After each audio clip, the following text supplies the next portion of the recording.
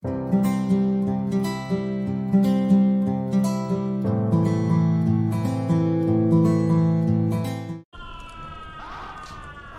umpamakan bapak ini semua orang soleh yang taat ya.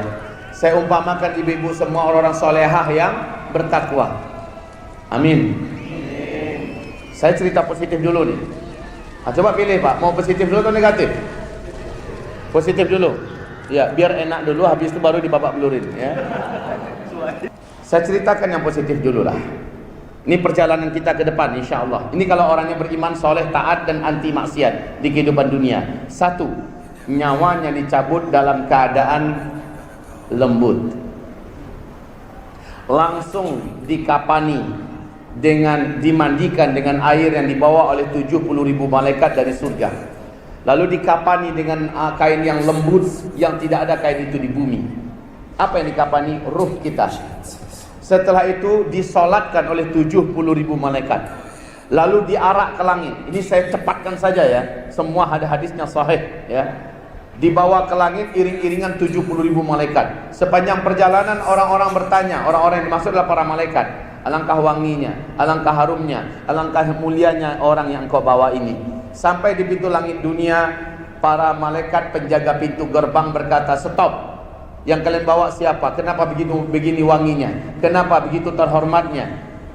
Maka dijawab, si fulan adalah yang ahli salat, ahli Quran, ahli tahajud, ahli puasa sunat, sangat ahli dalam khidmat pada orang tuanya, ahli penyambung tali silaturahim. Yang bermaksud, yang bersangkutan adalah orang yang benci riba, yang jauh daripada syirik, yang tidak mau menzalimi, tidak mau korupsi, tidak mau menyakiti, tidak mau, yang baik-baik diceritakan tentangnya. Apa kata para malaikat? Patutlah, wangi kali, harum kali, bersinar sekali, izinkan kami untuk ikut bisa menyolatkannya, baru kami izinkan dia lewat dari batasan kami. Maka disolatkanlah oleh para malaikat langit dunia. Setelah itu dilepas kembali dan iring-iringan lanjut ke langit dunia yang kedua, ke langit yang kedua. Terjadi hal yang sama, malaikat penjaga gerbang langit kedua segera menanyakan, dan terjadilah peristiwa yang sama, disolatkan lagi. Keren ini pak. Kata Rasulullah, kalau ada seorang muslim mati lalu disolatkan oleh 40 saja hamba Allah yang tidak pernah berbuat dosa, dia tidak akan diazab di alam kuburnya. Sementara malaikat pernah buat dosa tidak? Malaikat pernah buat dosa tidak? Berapa jumlah malaikat yang ada di langit dunia? Allahu a'lam.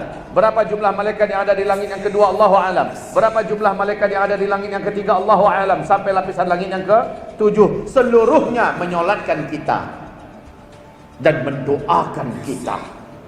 Setelah sampai di lapis langit dunia yang ke-7, Allah subhanahu wa ta'ala berfirman dari arasy-Nya yang maha agung, kembalikan hambaku ke dunia biar dia sempurnakan prosedur normalnya ya. Kembalilah sang hamba yang soleh dan taat ini, dimasukkan ke dalam liang lahatnya. Saat itu si jasad sudah ada di dalam balik papan yang sudah dipadati dengan tanah di atasnya. Orang dengan langkah ke-7, langkah terakhir nih, pas langkah ke-7-nya, pas di saat itu pula dimasukkan kembali ruhnya ke dalam jasad. Tapi bedanya, jasad sudah tidak diizinkan lagi bisa bergerak, apalagi gali tanah ke atas. Tapi dia sudah dipadukan kembali untuk sementara waktu. Hadis ini sahih Muslim. Kemudian datanglah dua malaikat dengan dua mata yang berapi. Setiap malaikat itu punya mata yang berapi-api, ya, mengerikan sekali. Saya belum pernah melihat malaikat itu. Malaikat itu disebut dengan Munkar dan Nakir. Kemudian terjadilah tanya jawab. Siapa Rabbmu? Apa agamamu? Siapa nabimu? Itu nggak bisa dihafal sekarang tuh Pak. Walaupun kita tahu jawabannya, lalu Bapak berharap bisa menjawab nanti. Tidak. Demi Allah, yang bisa menjawab itu, kata Rasulullah, adalah orang yang ketika hidupnya di dunia benar-benar persis jawaban itu dengan amalannya. Rabb yang kusembah hanyalah Allah. Betul nggak kenyataannya ketika dia di dunia? Hanya Allah saja yang dipatuhinya, ditaatinya, disembahnya. Agamaku adalah Islam. Betul nggak dalam hidup dunia? Betul-betul hanya Islam yang dijadikan sebagai pijakan dan landasan kehidupannya. Nabiku adalah Nabi Muhammad. Betul nggak ketika hidup di dunia betul-betul Nabi Muhammad saja jadi idola dan yang dicontoh ditirunya? Jika betul, maka dia akan mampu menjawab. Jika tidak benar, dia tidak akan mampu menjawab walaupun dia hafal. Makanya Nabi mengatakan orang yang bisa menjawab di alam kubur hanyalah orang-orang yang benar-benar seperti apa yang ada dia jawab dengan yang kehidupan nyatanya di dunia.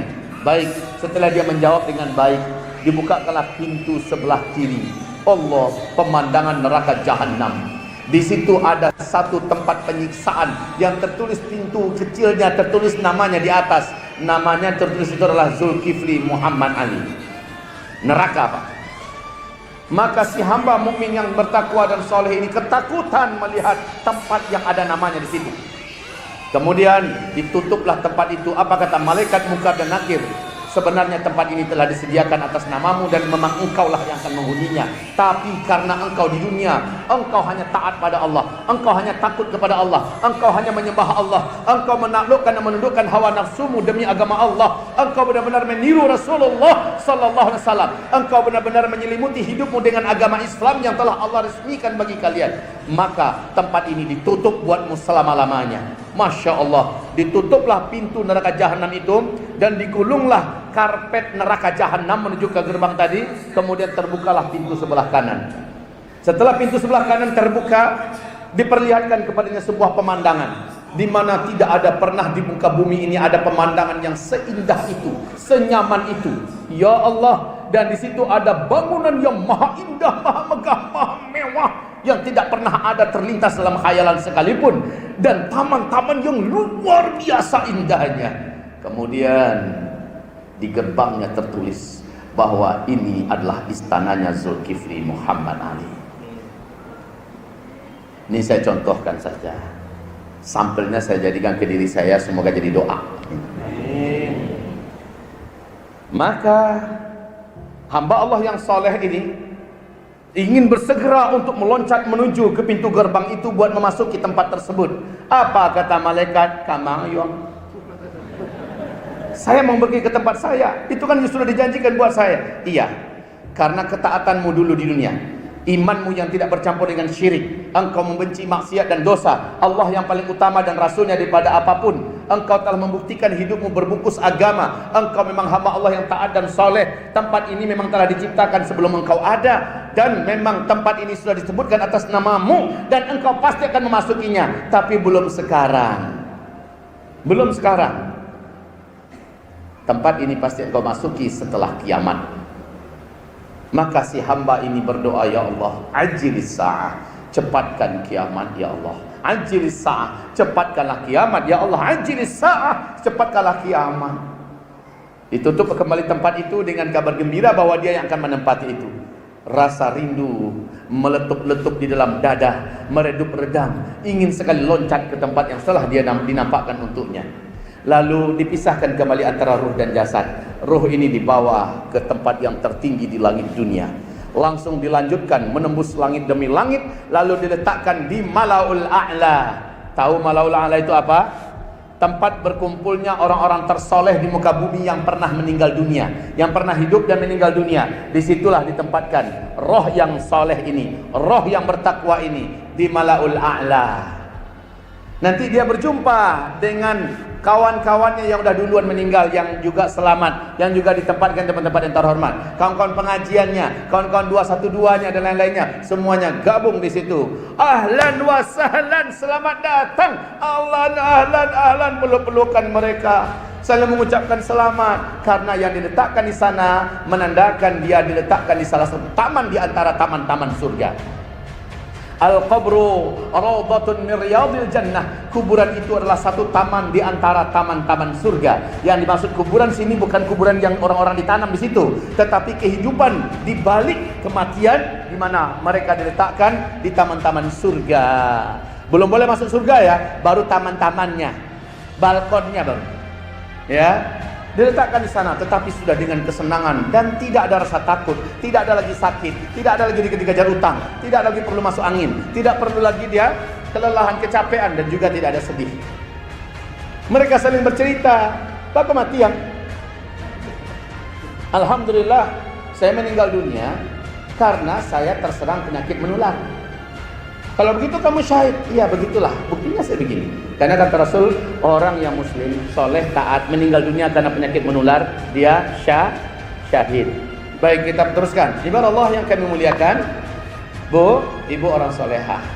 Ibu mengalami peristiwa itu nanti. Amin. Bapak orang soleh, Pak, ya. Bapak akan mengalami peristiwa ini. Ini yang positif dulu ya. Bapak akan menjadi penikmat kehidupan yang dimanjakan di antara kehidupan dunia yang telah berakhir dan kehidupan setelah kiamat terjadi. Disebut dengan kehidupan barzakh. Kehidupan barzakh.